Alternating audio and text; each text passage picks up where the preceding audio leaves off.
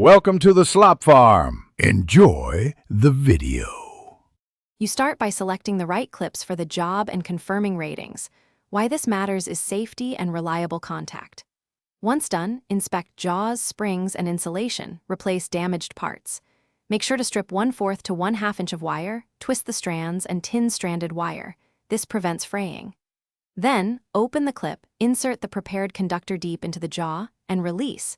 Secure mechanical contact is the key to a low-resistance connection. Now you focus on long-term reliability.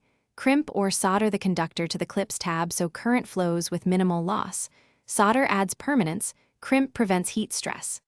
Once secured, slide heat shrink over exposed metal and apply heat or wrap with quality electrical tape. This prevents shorts. Then route the wire to avoid sharp bends, place the clip where it won't be stressed, and use a cable tie if needed. Reducing mechanical strain keeps connections stable. You finish by testing. Measure continuity and then voltage while the circuit is loaded. This shows true performance. If the clip heats, arcs, or drops voltage, stop. Those signs mean high resistance or poor contact. Make sure to restrip and retin the wire, reposition the conductor deeper in the jaw, or replace the clip with a larger, higher-rated unit.